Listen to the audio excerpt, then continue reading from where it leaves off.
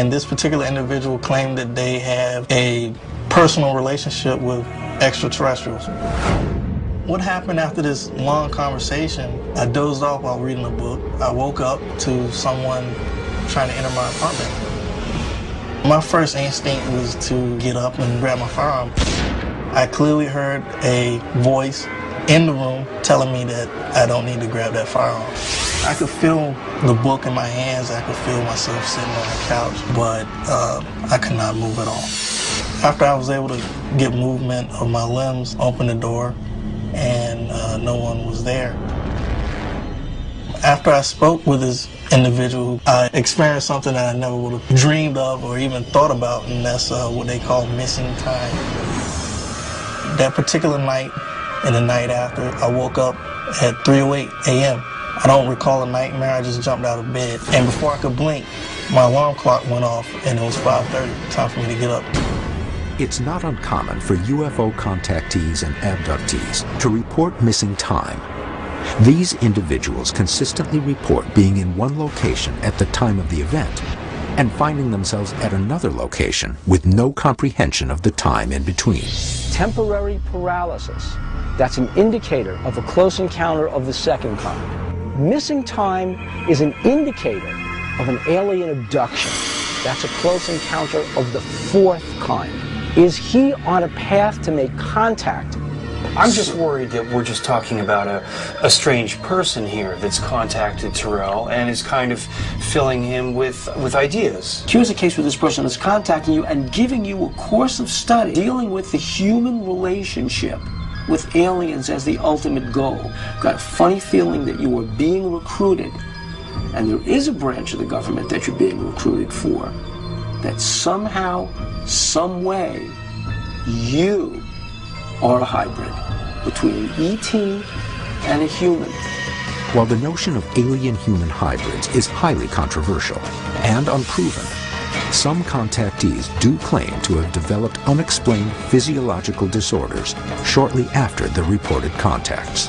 That's very surprising, but at the same time, not so surprising, because the reason I'm not in the military today is because I have an unknown blood disorder. Terrell's blood disorder is a rare elevation of an enzyme called creatine kinase, which is typically released into the blood in abnormally high amounts when muscle damage occurs in the body. According to the Navy's official medical report, Terrell's CK level was tested to be as high as 2,000 UL. For normal, healthy people, this level rarely reaches above 200. But what causes this elevation of the enzyme in Terrell's blood has remained a mystery. None of the military doctors at the time had a diagnosis. They were very baffled at it. Because the military doctors could not find a definitive reason for the elevated enzyme, Terrell was discharged from the military after only 2 years of service. Not long after, Terrell's most recent string of sightings began. How can you conclude that the guy's a hybrid? I mean, don't you think you're going off the deep end a little bit? This guy is getting a course of study in how to connect with his alien self. Listen, you're not helping him. You're not helping him. You're telling him he can summon UFOs now? You're telling him he's a hybrid? I'm not telling him. This He's guy telling doesn't me. need... You're fanning the flames. He's hearing voices. He's responding to people on instant messaging. He's taking instructions from people through email. I mean, these are all big red flags, Bill. Hybrids may exist, they may not, but for Bill to say that Terrell is a hybrid, I don't think it's time for that yet. He really is deep into the UFO phenomenon, and he might not be seeing that perhaps Terrell just had an experience, he has some questions, and he really needs some more objective information. Are Terrell's early levels of close encounters a precursor to a level 5 encounter? Full alien contact? The team concludes that they need to further analyze Terrell's footage and find an answer for his rare blood disorder. As the team delves deeper into the case, Terrell undergoes testing to determine what unknown effects his blood anomaly may be having. And could this video, shot by Michael Lee Hill of Cleveland, Ohio, over the waters of Lake Erie, be another attempt at alien contact? And what does it have in common with the footage Terrell Copeland shot just 500 miles away? What we're seeing here has similar flight characteristics to other objects that we're seeing in other places. The team is currently investigating Terrell Copeland, who filmed 2 UFOs he believes were communicating with him. Soon after, he's visited by a strange individual and experiences missing time. The team believes these are all signs of early-level alien contact. But claims of alien contact are not new. The stories go back for centuries. In 1758, Sweden's Emanuel Swedenborg publishes Concerning the Earths in Our Solar System, his own personal account of alien travels. He claims to journey throughout the entire solar system, seeing beings on Saturn, Mars, Venus, and several other planets. Interestingly, his extraterrestrial adventures only took him to Saturn, the furthest known planet at the time. In 1900, psychology professor Theodore Flournoy from the University of Geneva details the account of Helene Smith, who claims to have visited Mars. During a seance on August 22, 1897, she writes this phrase in what she claims is a Martian language, a language that she could also speak aloud. She claims to continue to have further contact throughout her life and even begins a series of paintings documenting her experiences. But by the 20th century, the visits are being reported on Earth itself for the first time.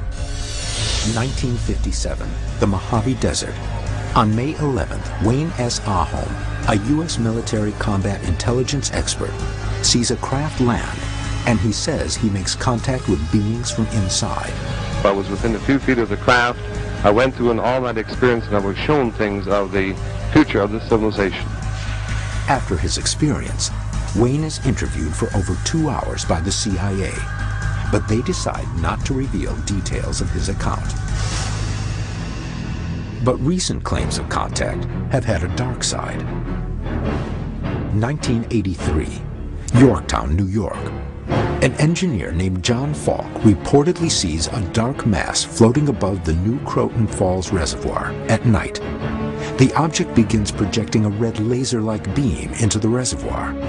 But when the object notices him, it emits a blinding flash of white light, and he wakes up the next morning on the ground. 1997, Rancho Santa Fe, California. The infamous Heaven's Gate cult maintains they have contact with an alien ship in the tail of the Hale-Bopp comet. The only way to survive Earth's destruction is to commit suicide and allow their souls to be transported to the ship above. These claims of alien contact have evolved from the peaceful communications and visits of earlier centuries to the increasingly violent and foreboding contact of the modern era. What does this evolution in contact suggest? Are these most recent encounters benign, or a sign of something else? The team moves on to investigate their second alleged contactee. Cleveland, Ohio. Michael Lee Hill is a 39-year-old musician who frequents the waters of Lake Erie for inspiration.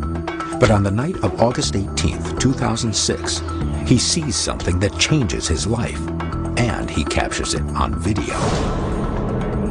For the next few months, he films orbs over and over again that he cannot explain in the exact same location.